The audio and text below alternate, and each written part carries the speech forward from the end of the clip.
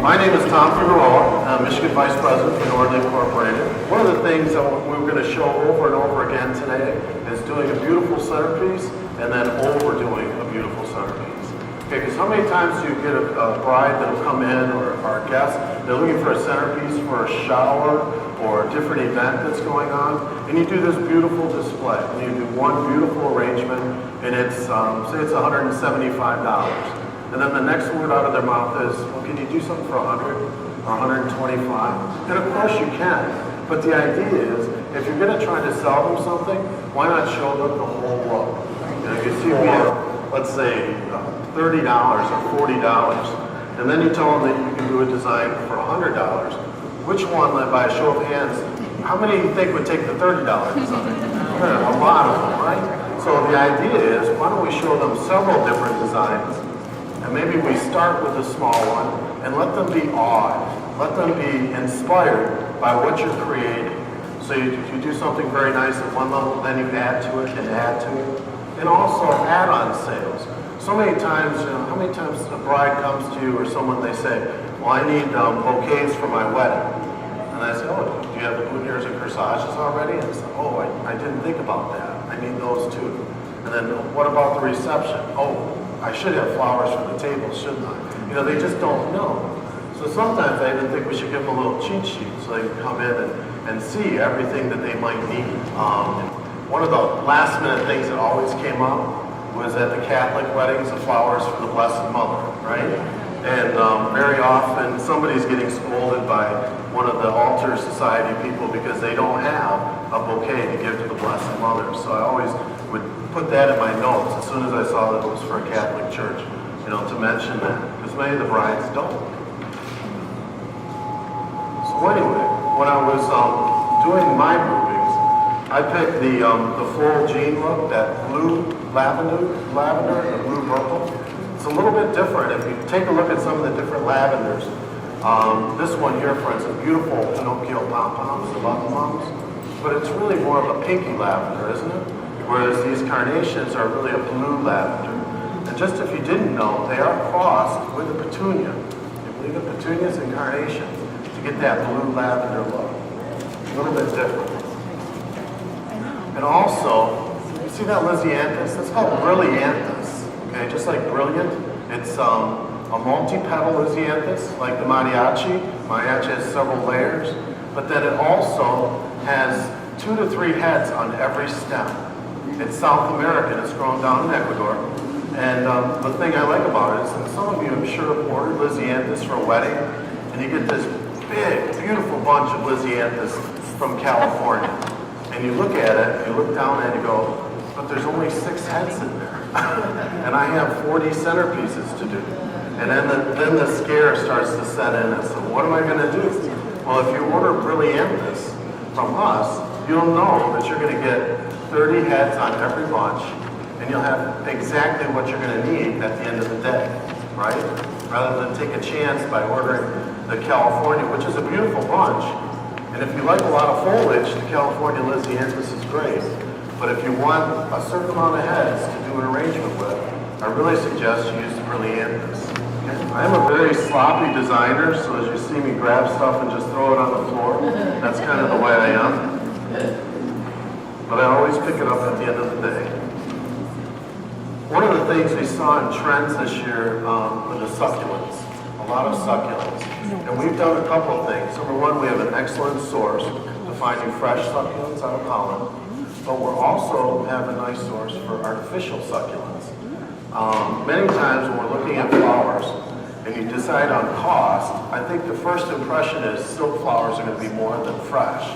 Well, with succulents, that's just not the case. And oftentimes, with the Phalaenopsis orchids, aren't these beautiful? The artificial are just fantastic. Now, some of you might know already, but one of the largest growers in Thailand, Dendrobium orchids, has gone out of business. And when they went out of business, they caused a huge ripple effect throughout the industry. When I say one of the largest, you probably own about 40% of the market. So what's happened is, now dendrobium orchids are very hard to get a hold of, and the price has gone up about 20%. So as the farms adjust in Thailand, it's become an issue. So what I did, of course, when I decided to make this look, I was going to use dendrobium orchids, and then the problems happened. So I went ahead and used the artificial stem to start off with. And you really can't tell, can you? And if I wanted to, I could use a different shade. I could take some of the just for flowers and spray it and make it just even richer tone if I wanted to. But anyway, in a pinch, it's a great way to get by. This flower, the silk flower, was $3.50, so not very much more expensive than what I would use for flowers. When I do an arrangement like this, my thoughts are, I'm going to use several of these. I never would let the bride get away and say, well, we're just going to put one of these on that table, right? And the thing you have to just tell her is, you have 10 people sitting in that table, 8 people, is that really going to be big enough? Of course not. But it's a start. So let's start with one small arrangement, and then perhaps we could do something a little bit taller. The bride always says, well, I like short, I like tall. It's not very thick, so you can see through it. You can see me, I can see you. Take one of these wonderful black ceramic containers, a nice rectangular shape. Just to spice it up a little bit, I took some of that diamond ribbon. Have you seen it over there? We have it in the number 3 width, and we also have it in the number 100. And look what it does to that container. Just jazzes it up a little bit, right?